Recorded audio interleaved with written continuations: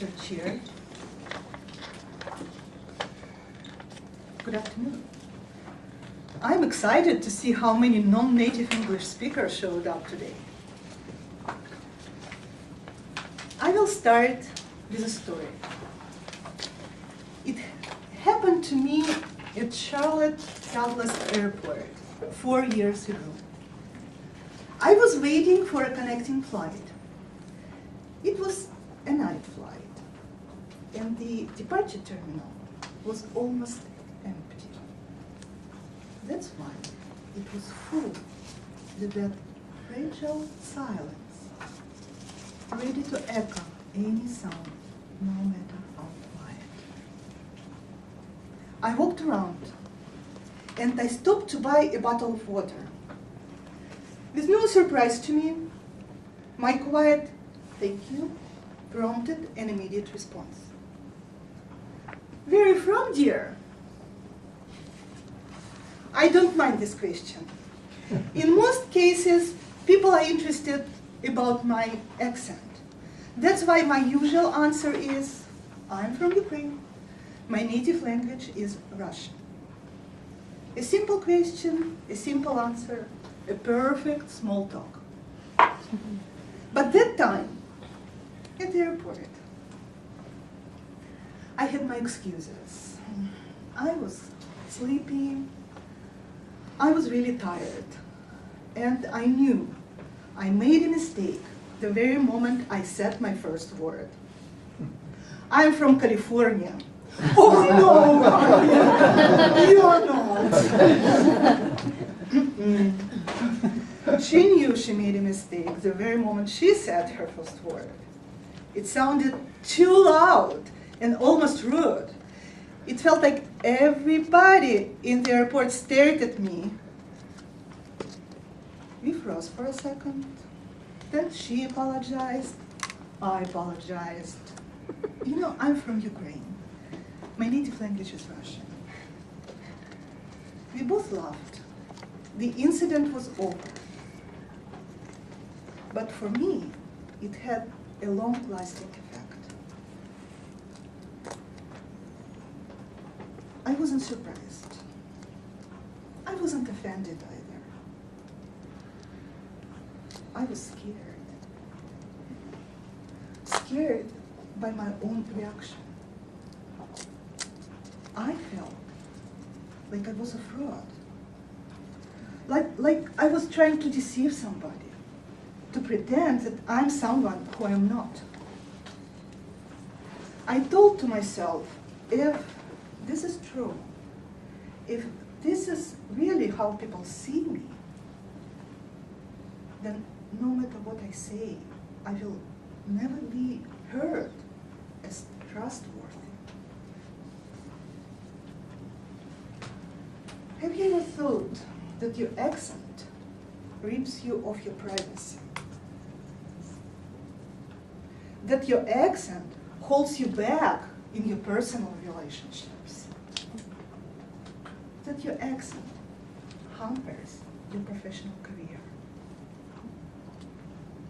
If you answered yes to any of these questions, then you know how I felt.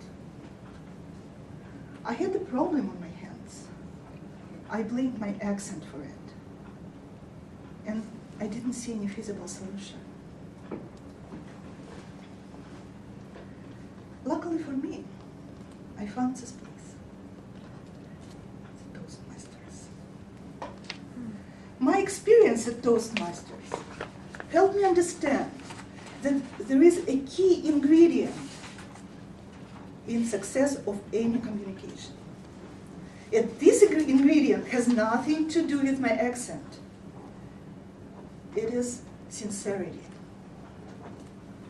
If it is absent, then the rest, skills, experience, perfect pronunciation, is useless. But if it is present, then the rest can be fixed.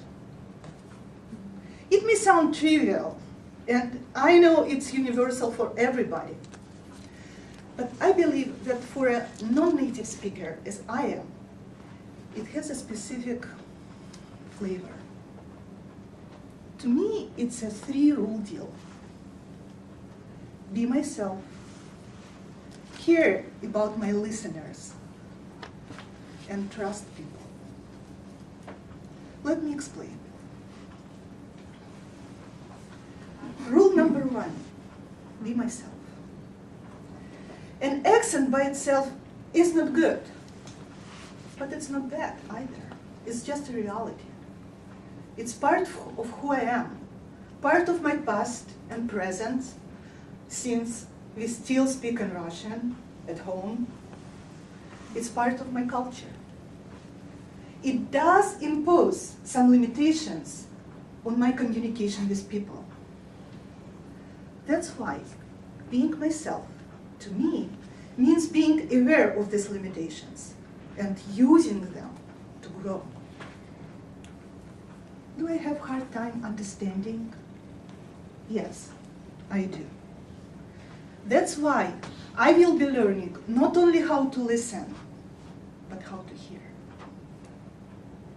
Do I have a hard time finding the right words? Oh yes, I do.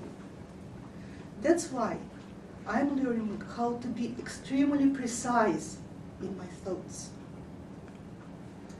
Do I have a hard time getting my point through to the audience? Yes, I do. That's why I'm learning how to express myself in an understandable way.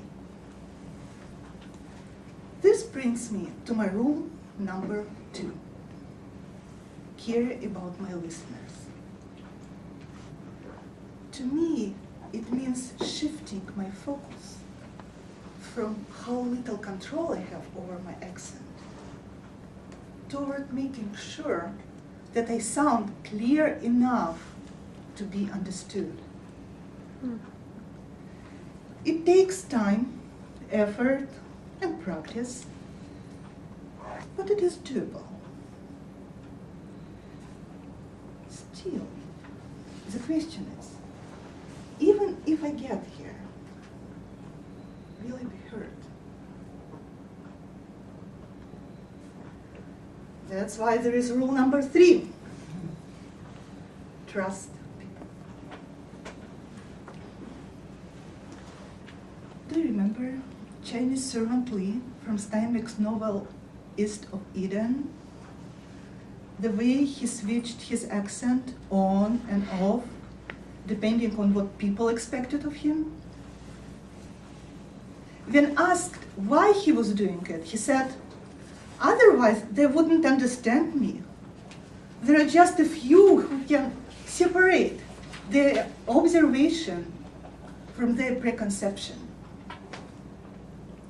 If I had a chance to talk to him today, I would say, "Mr. Lee, it's not true anymore. The world has changed since 1950s. I know for sure if I'm ready to open up without reservations, then I will be heard, no matter how thick my accent is." My experience at Toastmasters helped me become comfortable with who I am. Just like Albert Camus said, "In the depth of winter, I finally learned that within me there lay an invincible summer." This place, Toastmasters, is where I was accepted unconditionally the way I am. Where I found all the help I needed to learn how to express myself in an understandable way. Where I met people I could trust. I'm still learning. It is easy to be sincere in front of friendly faces, among people who want me to succeed, who have been so helpful, so encouraging, and so supportive. I know it may be different in front of different audiences. but I am ready to learn. And I invite you to join me